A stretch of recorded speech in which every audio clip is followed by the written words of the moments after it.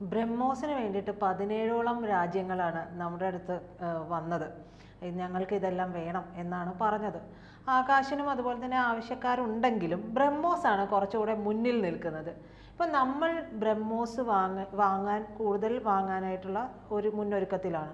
അപ്പോൾ അതിന് കേൾക്കുന്നത് നമ്മളും ഇതിന് വേണ്ടിയിട്ട് ഫണ്ട് ചെലവഴിക്കണം, അതായത് വില കൊടുത്തു തന്നെ ഇത് വാങ്ങി തന്നെ ആകണം എന്നുള്ളതാണ്. അപ്പോൾ എല്ലാവർക്കും ഈ പറയുന്നത് പോലെ എനിക്കുമൊക്കെ ഒരു സംശയം എന്താണെന്ന് വെച്ചിട്ടുണ്ടെങ്കിൽ, എന്തിനാണ് നമ്മൾ ഉണ്ടാക്കുന്ന ഒരു സാധനം, നമ്മൾ ഉണ്ടാക്കുന്ന ഒരു പ്രൊഡക്റ്റ് എന്തിനാണ് നമ്മൾ വില കൊടുത്ത് വാങ്ങേണ്ടത്? അതായത് ഇതൊരു പങ്കാളിത്ത നിർമ്മാണമാണ്, ജോയിൻറ്റ് വെഞ്ചർ. രണ്ട് പേര് ചേർന്ന്, പങ്കുകച്ചവടക്കാരായിട്ടുള്ളവർ രണ്ട് പേര് ചേർന്നിട്ട് അതിനെ നിർമ്മിച്ച് വിപണിയിലേക്ക് എത്തിക്കുന്നു എന്നുള്ളതാണ്. രണ്ടുപേരുടെയും ആഭ്യന്തരമായ ഉപയോഗത്തിന് വേണ്ടിയിട്ട് കൂടിയാണ് നിർമ്മിക്കുന്നത്. ഒന്ന് റഷ്യയും ഒന്ന് ഇന്ത്യയും. അപ്പോൾ ഇവർ ഒരു ഫോം ചെയ്ത ഒരു കമ്പനിയുണ്ട്, രണ്ടുപേരും കൂടെ ചേർന്ന് തുടങ്ങിയത് ബ്രഹ്മോസ് എയറോസ്പേസ് എന്ന് പറഞ്ഞിട്ട്. അപ്പോൾ അവിടെയാണ് ഇത് നിർമ്മിക്കുന്നത്. അതിൽ റഷ്യയ്ക്കുള്ളത് 50.5% ഓഹരിയും ഇന്ത്യക്കുള്ളത് 49.5%. ചെറിയ വ്യത്യാസമാണ് തമ്മിലുള്ള, ഒരു ശതമാനത്തിൻ്റെ വ്യത്യാസമേ തമ്മിലുള്ളൂ എന്നുള്ളത് നമുക്ക് അതിൽ നിന്ന് കണക്കാക്കാൻ കഴിയും. പക്ഷേ ഇവിടെ അതല്ല പ്രശ്നം. അതൊന്നും യാതൊരു ബന്ധവുമില്ല. അതിൽ ആർക്കാണ് കൂടുതലോ കുറവോ എന്നുള്ളതിനെ പറ്റിയിട്ട് വലിയ കാര്യമൊന്നുമില്ല. പക്ഷേ ഇതിനകത്ത് എന്തുകൊണ്ടാണ് ഇന്ത്യക്ക് വില കൊടുത്ത് വാങ്ങേണ്ടി വരുന്നത് എന്നുള്ളതാണ്. കാരണം ഇന്ത്യ ആയാലും റഷ്യ ആയാലും ഇത് വില കൊടുത്ത് തന്നെ വാങ്ങണം. അതിന് കാരണമെന്ന് പറയുന്നത്, ബ്രഹ്മോസ് എയറോസ്പേസ് എന്ന് പറയുന്ന കമ്പനി ഒരു സെപ്പറേറ്റ് എൻറ്റിറ്റിയാണ്, ഒരു മൂന്നാം കക്ഷിയായിട്ടാണ് നിൽക്കുന്നത്. എന്നാൽ രണ്ടു പേർക്കും നിർണായകമായിട്ടുള്ള പങ്കാളിത്തമുള്ള ഒരു മൂന്നാം കക്ഷി.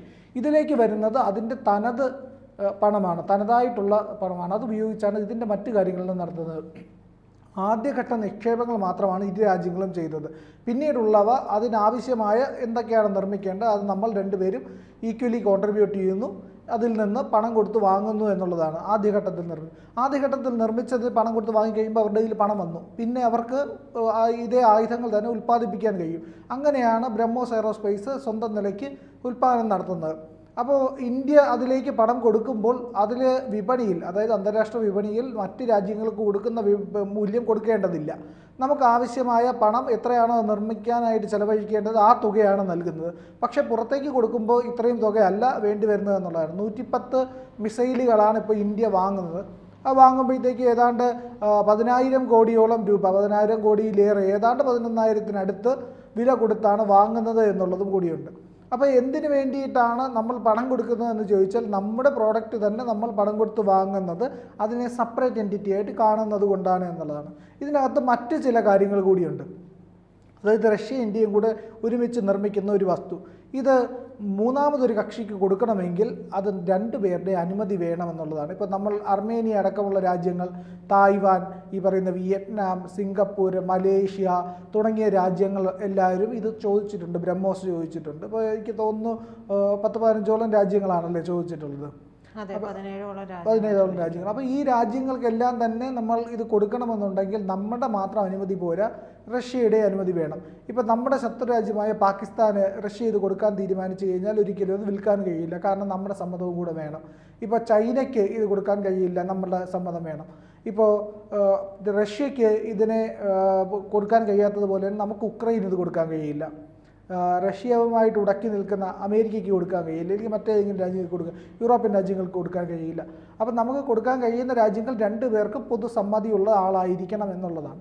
കാരണം എന്ന് പറഞ്ഞു കഴിഞ്ഞാൽ നമ്മളുണ്ടാക്കിയ ആയുധം നമ്മൾക്ക് നേരെ വരാതിരിക്കാൻ വേണ്ടിയിട്ടാണ്.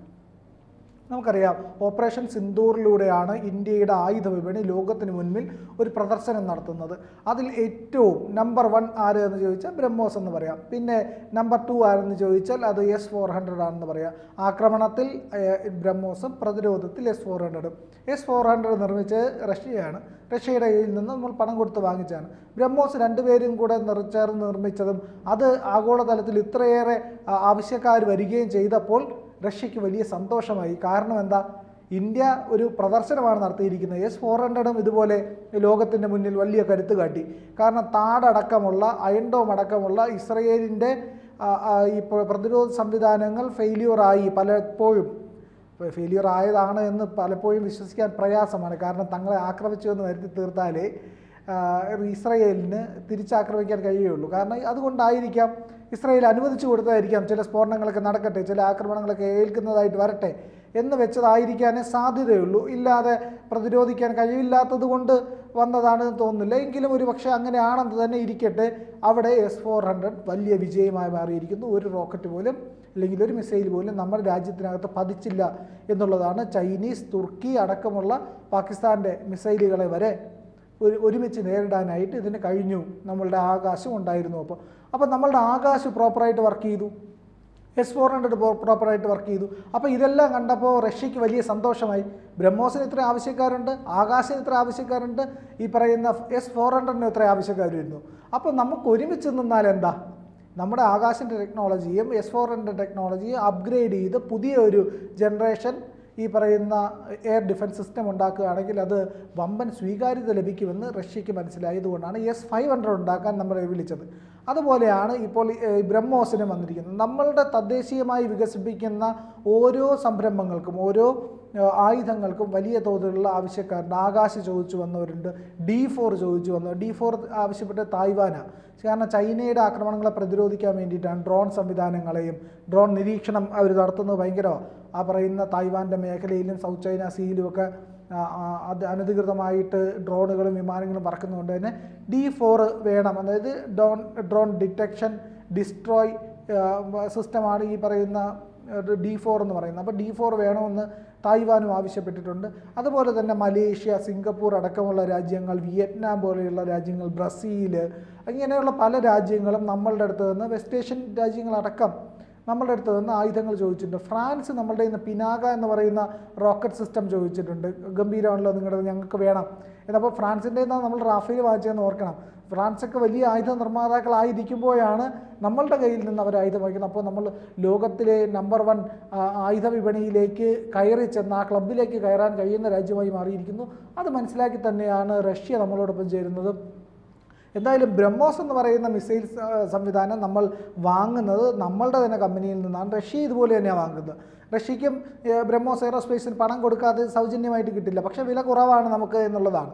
അപ്പോൾ നമുക്കറിയാം ബ്രഹ്മപുത്രയും മോസ്കോ റിവർ, 2 റിവറുകളുടെ പേര് കൊടുത്തിട്ടാണ് ഇതുണ്ടാക്കിയിരിക്കുന്നുള്ളൂ. അപ്പോൾ പേര് വെള്ളം ഒഴുകുന്ന നദിയുടെ ആണെങ്കിലും തീ ഒഴുകുന്ന നദിയാണ് ഈ ബ്രഹ്മോസ് എന്നുള്ളത് നമുക്കറിയാമല്ലോ. കാരണം കിർണ ഹിൽസിൽ പതിച്ചത് ബ്രഹ്മോസ് ആണെന്നാണ് അവരവകാശപ്പെടുന്നത്, പാകിസ്ഥാൻ അവകാശപ്പെടുന്നത്.